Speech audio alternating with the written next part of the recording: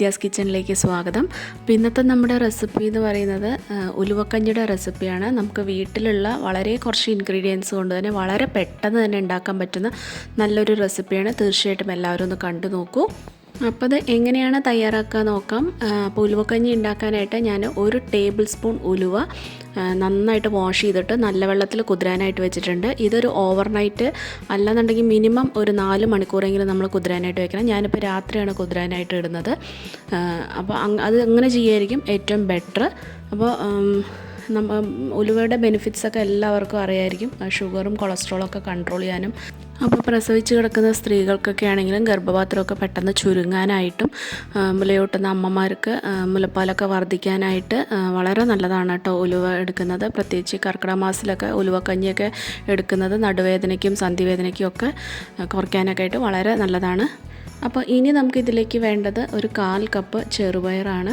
ചെറുപയറും നല്ല പോലെ ഒന്ന് വാഷ് ചെയ്തിട്ട് ഇതും ഒന്ന് കുതിരാനായിട്ട് വെക്കുക. ഉലുവയുടെ ഒപ്പം തന്നെ ഒരു ഓവർനൈറ്റോ അല്ലെങ്കിൽ ഒരു 4 മണിക്കൂറോ കുതിരാനായിട്ട് വെക്കുക. ഒന്ന് മുള പൊട്ടിയിട്ട് നമ്മൾ ഉണ്ടാക്കുകയാണെന്നുണ്ടെങ്കിൽ ഈ ഗുണം ഇരട്ടിക്കും.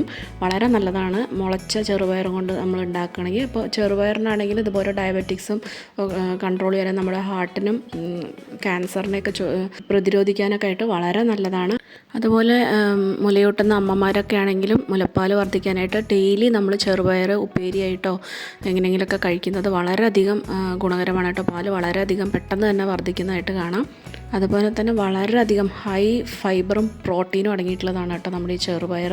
അപ്പോൾ പിറ്റേ ദിവസം രാവിലെ ആയപ്പോഴേക്കും ഇത് നന്നായിട്ട് കുതിർന്നിട്ടുണ്ട്. ഇനി നമുക്കിതൊന്ന് സെപ്പറേറ്റ് ആയിട്ട് തന്നെ വേവിച്ചെടുക്കണം കേട്ടോ. അപ്പോൾ ഉലുവയ്ക്ക് കുറച്ചധികം വേവുണ്ടാവും. അപ്പോൾ അത് കുറച്ച് ഉലുവ നമ്മൾ ആദ്യം വേവിച്ചെടുത്തിട്ട് പിന്നെ ബാക്കി വേവിച്ചെടുത്താൽ മതി. അപ്പോൾ ഉലുവ നമ്മൾ കുതിരാൻ വെച്ച വെള്ളത്തോടു കൂടി തന്നെയാണ് ഈ കുക്കറിലേക്ക് ഇട്ട് കൊടുക്കുന്നത്. ഇതൊരു 3 വിസിൽ വരുന്നവരെ ഒന്ന് വേവിച്ചെടുക്കണം. വെള്ളം കുറച്ചും കൂടി വേണമെങ്കിൽ ഒഴിച്ചു കൊടുക്കുക. ഒത്തിരി വെള്ളം കുറച്ച് ജാസ്തിയായാലും കുഴപ്പമില്ല, ഒത്തിരി ഒഴിക്കണ്ട. അപ്പോൾ അതൊരു 3 വിസിൽ വരെ വേവട്ടെ. ആ ഒരു സമയത്ത് വേണ്ടത് അരിയാണ്. അപ്പോൾ ഞാനിവിടെ 1/4 കപ്പ് തന്നെയാണ് അരി എടുത്തിട്ടുള്ളത്. നവര അരി ഫസ്റ്റ് ഓപ്ഷനായിട്ട് നവര അരി 1/4 കപ്പ്, അല്ലാന്നുണ്ടെങ്കിൽ ഉണക്കലരി, അല്ലാന്നുണ്ടെങ്കിൽ തേർഡ് ഓപ്ഷനായിട്ട് മാത്രം പച്ചരി എടുക്കുക. അപ്പോൾ എനിക്കിവിടെ മറ്റേ 2 അരി ഇല്ലാത്തതുകൊണ്ട് ഞാൻ ഇവിടെ പച്ചരി എടുത്തിട്ടുണ്ട്. ഇത് നന്നായിട്ടൊന്ന് വാഷ് ചെയ്തിട്ട് നമുക്കിവിടെ മാറ്റി വയ്ക്കാം. അപ്പോൾ ആ ഒരു സമയത്ത് നമ്മുടെ ഉലുവ ഇവിടെ നന്നായിട്ടൊന്ന് വെന്ത് കിട്ടിയിട്ടുണ്ട്. ഇനി ഇതിലോട്ട് തന്നെ നമ്മുടെ ചെറുപയറും അതുപോലെ തന്നെ അരിയും കൂടി ഇട്ട് കൊടുക്കുക. അതും കൂടി ഇട്ട് കൊടുത്ത ശേഷം ഒത്തിരി അങ്ങോട്ട് വെള്ളം ഒഴിക്കേണ്ട, പാകത്തിനുള്ള വെള്ളം ഒഴിച്ചിട്ട് വേവിച്ചെടുക്കുക. ഒത്തിരി വെള്ളം ഒഴിച്ച് കഴിയുമ്പോൾ ഭയങ്കര ലൂസായിട്ട് കിടക്കുമ്പോൾ ചിലർക്ക് കുടിക്കാനായിട്ട് ഇതുണ്ടാവും. കുറച്ചൊരു തിക്കായിട്ട് ഇരിക്കുന്നതാണ് കുറച്ചും കൂടി എനിക്ക് നല്ലതായിട്ട് തോന്നിയിട്ടുള്ളത്. അപ്പോൾ ഞാനിവിടെ ഏകദേശം ഒരു 1.5 കപ്പോളം വെള്ളം ഒഴിച്ച് കൊടുത്തിട്ടുണ്ട്. ഒരു അത്രയും അല്ലെങ്കിൽ അതിന് കുറച്ച് താഴെയായിട്ട് ഒഴിച്ചു കൊടുത്താൽ മതി കേട്ടോ വെള്ളം. അപ്പോൾ അതും കൂടി ഇട്ട് കൊടുത്തിട്ട് ഇനി ഇതൊരു 4 വിസിൽ വരുന്നവരെ ഞാനിവിടെ വേവിച്ചെടുത്തിട്ടുണ്ട്.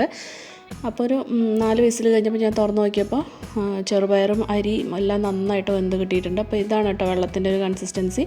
അപ്പോൾ ഇത്രയും വെള്ളം നിങ്ങൾക്ക് വേണ്ടെന്നുണ്ടെങ്കിൽ ജസ്റ്റ് ഒന്ന് ചൂടാക്കിയിട്ട് ഒന്നും കൂടി വറ്റിച്ചെടുക്കാം. അപ്പോൾ ഞാൻ വറ്റിച്ചൊന്നും എടുക്കുന്നില്ല. ഞാൻ ഇതിലേക്ക് കുറച്ച് ഉപ്പിട്ട് കൊടുക്കുന്നുണ്ട്. അപ്പോൾ ഇപ്പം അധികം ഇട്ട് കൊടുക്കണ്ട. നമ്മൾ കുടിക്കുന്ന സമയത്ത് നമ്മുടെ പാകം അനുസരിച്ച് നോക്കിയിട്ട് ഓരോരുത്തരുടെ അളവ് വ്യത്യാസമായിരിക്കും. അപ്പോൾ നോക്കിയിട്ടൊക്കെ ഇട്ട് കൊടുത്താൽ മതി. അപ്പോൾ ഞാൻ ഇവിടെ കുറച്ചേ ഇട്ട് കൊടുത്തിട്ടുള്ളൂ. അതും കൂടി ഇട്ട് കൊടുത്തിട്ട് നന്നായിട്ടൊന്ന് ഇളക്കി കൊടുക്കുക. ഇനി ഇത് ഞാനൊരു പാത്രത്തിലേക്ക് മാറ്റുന്നുണ്ട്. അപ്പോൾ ഷുഗറൊന്നും ഇല്ലാത്തവർക്ക് നമുക്ക് ഈ ഉപ്പിടുന്നതിന് പകരം കുറച്ച് ശർക്കര ഉരുക്കി ഇത് ചേർത്തിട്ട് അങ്ങനെ വേണമെങ്കിലും കുടിക്കാം കേട്ടോ. അപ്പോൾ ഓൾറെഡി നമ്മൾ 2 ഉലുവക്കഞ്ഞിയുടെ റെസിപ്പി നമ്മൾ ഇട്ടിട്ടുണ്ട്. അത് ശർക്കരയൊക്കെ ഇട്ടിട്ടുള്ളതാണ്. താല്പര്യമുള്ളവരൊന്ന് കണ്ടു നോക്കൂ. പിന്നെ ഇതിലേക്ക് നമ്മൾ ചേർത്ത് കൊടുക്കുന്നത് ഒരു 1-1.5 കപ്പോളം തേങ്ങാപ്പാലാണ് കേട്ടോ. അത്യാവശ്യം കട്ടിയുള്ള തേങ്ങാപ്പാൽ ചേർത്ത് കൊടുക്കണം. അപ്പോഴാണ് ടേസ്റ്റ് ഉണ്ടാവുക. തേങ്ങാപ്പാലും കൂടി ചേർത്ത് കൊടുത്തിട്ട് നന്നായിട്ടൊന്ന് ഇളക്കി കൊടുക്കുക. പിന്നെ ഇത് മുതിർന്നവർക്ക് കഴിക്കുന്ന പോലെ നമ്മൾ കുട്ടികൾക്ക് കൊടുക്കരുത്. കുട്ടികൾക്ക് ഒരു ചെറിയ അളവിലൊക്കെ കൊടുത്തു കഴിഞ്ഞാൽ കുഴപ്പമില്ല. വലിയൊരളവിലൊന്നും കൊടുത്തു കഴിഞ്ഞാൽ അവർക്ക് ചിലപ്പോൾ എന്തെങ്കിലും ഡൈജഷൻ പ്രോബ്ലമോ ആസിഡിറ്റി പോലത്തുള്ള കാര്യങ്ങളൊക്കെ വരും. അതുകൊണ്ട് കൂടുതൽ കുട്ടികൾക്ക് അധികം കൊടുക്കാതിരിക്കുകയാണ് നല്ലത്. വളരെ ചെറിയൊരളവിൽ കൊടുക്കുന്നതുകൊണ്ട് കുഴപ്പമില്ല. അപ്പം നമ്മുടെ ഉലുവക്കഞ്ഞി ഇവിടെ റെഡി ആയിട്ടുണ്ട്. അപ്പോൾ തേങ്ങാപ്പാൽ നിങ്ങൾക്ക് കൂടുതൽ ഒഴിച്ചു കൊടുക്കുമ്പോൾ നല്ലൊരു ടേസ്റ്റാണ്. ഉലുവയുടെ ഒരു ചെറിയ കയ്പ്പരസുള്ളത് നമുക്ക് അറിയില്ല കേട്ടോ. ഇനി നമുക്കിതിലേക്കൊന്ന് വറുത്തിടണം. അതിന് വേണ്ടിയിട്ട് നെയ്യിലാണ് കേട്ടോ നമ്മൾ വറുത്തിടണം. കഞ്ഞി ഉണ്ടാക്കുമ്പോൾ എപ്പോഴും കുറച്ച് അതിൻ്റെ മുകളിൽ കുറച്ച് നെയ്യ് ഇട്ട് കുടിച്ച് കഴിഞ്ഞാൽ നമുക്ക് നല്ല ഗുണം കിട്ടും. അപ്പോൾ അതിൽ ചെറിയ ഉള്ളിയാണ് കേട്ടോ നമ്മൾ വറുത്തിടുന്നത്. ചെറിയ ഉള്ളി കുറച്ച് എടുത്തിട്ട് വട്ടത്തിലരിഞ്ഞിട്ട് നമ്മളതിലേക്ക് ചുമന്ന കളറാവുന്നവരെ വറുത്തെടുക്കുക. എന്നിട്ട് അതിലേക്ക് കൊട്ടി കൊടുക്കുക. അപ്പോൾ ഉള്ളി വറുത്തിടണില്ല എന്നുണ്ടെങ്കിൽ അതിൻ്റെ മുകളിൽ ഒരു സ്പൂൺ നെയ്യ് മാത്രം ഇട്ട് കൊടുത്തിട്ട് നമുക്ക് കഞ്ഞി കുടിക്കാം കേട്ടോ. അപ്പോൾ നിങ്ങൾക്ക് കുറച്ചും കൂടി കൂടുതൽ വേണമെങ്കിൽ ചെറിയ ഉള്ളി ഇടാം. എൻ്റെ അടുത്ത് ഇപ്പോൾ ചെറിയ ഉള്ളി അങ്ങനെ ഇല്ലാത്തതുകൊണ്ടാണ് കേട്ടോ ഞാൻ വളരെ കുറച്ചിട്ടിരിക്കുന്നത്. അപ്പോൾ ഈ നെയ്യിൻ്റെയൊക്കെ ഒരു ഫ്ലേവറും കൂടി വരുമ്പോൾ ഈ ഒരു കഞ്ഞിക്ക് നല്ലൊരു ടേസ്റ്റാണ്. അപ്പോൾ എണ്ണയൊന്നും ഒഴിക്കരുത് കേട്ടോ അതിൽ. ഒന്നുമില്ലെങ്കിൽ ഇത് സ്കിപ്പ് ചെയ്യുക, അല്ലാന്നുണ്ടെങ്കിൽ എണ്ണയിലൊന്നും ഇത് വറുത്തിടരുത്, നെയ്യിൽ തന്നെ വറുത്തിടണം. അപ്പോഴാണ് അതിൻ്റെ ഗുണം കിട്ടുള്ളൂ കേട്ടോ. അപ്പോൾ തീർച്ചയായിട്ടും ഉണ്ടാക്കി നോക്കുക. നമ്മുടെ വീട്ടിലുള്ള വളരെ കുറച്ച് ഇൻഗ്രീഡിയൻസ് മാത്രം മതി. വീട്ടിൽ നമുക്ക് സ്ഥിരമായിട്ട് ഉണ്ടാകുന്ന ഇൻഗ്രീഡിയൻസ് മാത്രമേ ഇതിൽ ചേർത്തിട്ടുള്ളൂ. താല്പര്യമുള്ളവർക്ക് വേണമെന്നുണ്ടെങ്കിൽ തൊണ്ടുള്ള ഉഴുന്ന്, വൻപയർ, മുതിര അങ്ങനെയൊക്കെ ചേർത്തിട്ട് വേണമെങ്കിൽ ഉണ്ടാക്കാം. ഞാൻ ഇവിടെ വളരെ കുറച്ച് ഇൻഗ്രീഡിയൻസ് കൊണ്ട് മാത്രമാണ് കേട്ടോ ഉണ്ടാക്കിയിട്ടുള്ളത്. അപ്പോൾ ഞാൻ വേറെയും 2 ഉലുവക്കഞ്ഞിയുടെ റെസിപ്പി ഇട്ടിട്ടുണ്ട്. അപ്പോൾ സമയമുള്ളവരൊന്ന് കണ്ടു നോക്കുക.